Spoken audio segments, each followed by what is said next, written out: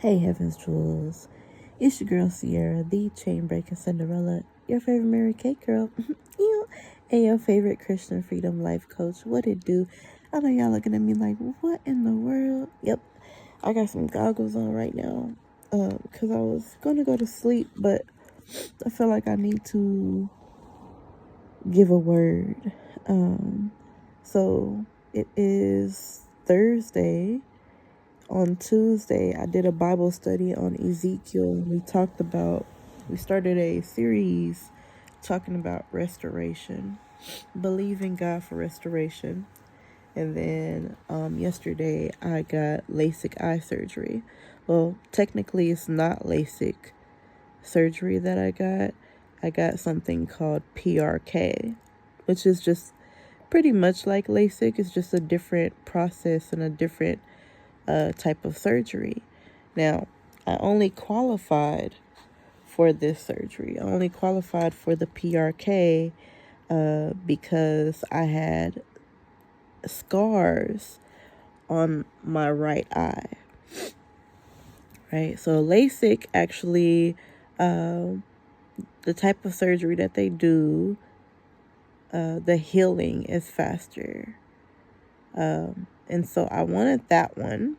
I wanted that one because, you do the surgery and you can see right away and maybe a couple of days of healing and then that's it.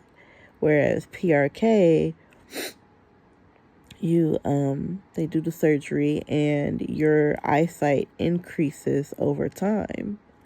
Right? So of course I wanted LASIK, but I didn't qualify for it because of these scars, these microscopic scars that was on my eye and, some tissue.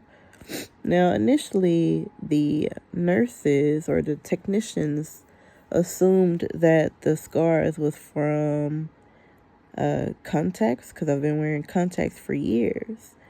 But then the doctor looked at it and she noticed that one eye had multiple microscopic scars on it, and the other one had maybe just about one or two.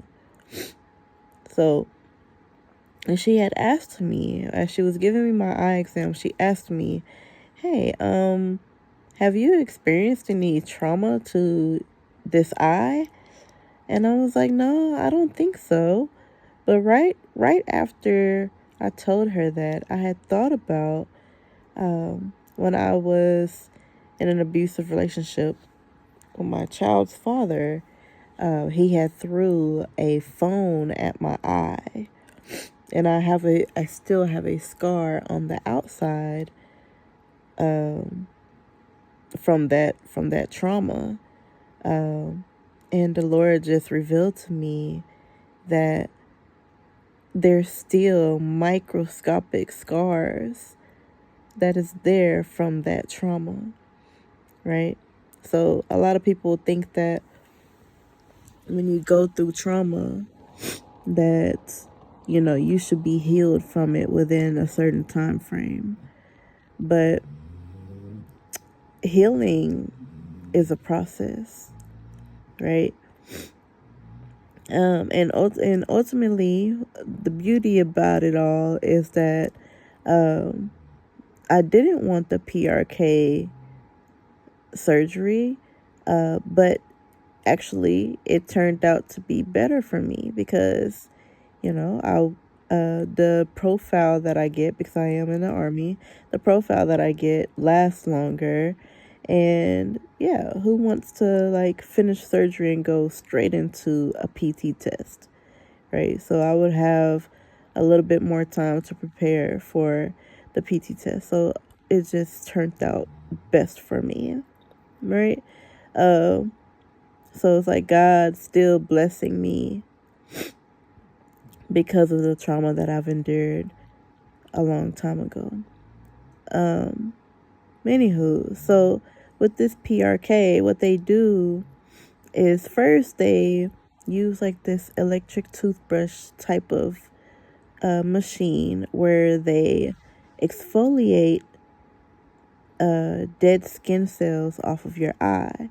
Now, I never knew that you have skin cells on your eye, but that's a different topic.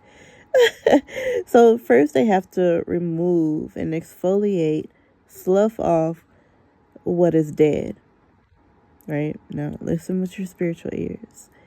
Then they use this like metal, it looked like a flosser, like those metal flossers that a dentist would use to clean between your teeth. Or just like a bent up paper clip, really. Then she used that to scrape off the dead skin cells that she had exfoliated, right? And then what happens? Let me think. Really, like the worst part of it all for me was the toothbrush thing, just removing what was dead. That was the worst part. It just felt funky. It felt weird. And then she rinses it off with like, no. This was the worst part. Then she rinses it off with like this extremely cold water or chemical that was a little uncomfortable. And then they put you under this laser for how many ever seconds that your eyes require, and you're like looking at a light for 11-15 seconds, and that light is a laser, and it's literally giving you a new prescription, right? And then she goes in with another chemical to rinse off your eye, and then puts on a contact, which is like a band-aid, right? So it wasn't bad. Literally less than 10 minutes, I had new eyes. God restored my eyesight. Like as the laser was doing its thing, it started off as a blur. It started off as a blob for me, but then as the seconds went by, it became so clear. Like I could literally, like I'm watching them give me 20/20 eyesight. But so yesterday, after the surgery, everything was fine. Everything was great. I didn't feel too bad. I followed instructions and I put in my eye drops, took my medicine like I was supposed to, and everything was perfectly fine. I even cooked. I even got up in between a nap and I went to go cook a dinner. But this morning, I wake up and y'all, I cannot open my eyes. My eyes are like super sensitive to light. I've taken my medication, which is like a Tylenol with codeine, and that's not working. I'm still in pain, right? I'm in worse pain than I was yesterday. My eye is scratchy. It definitely feels like I just went through a surgery. So, and what I realized, what God planted in my spirit is that,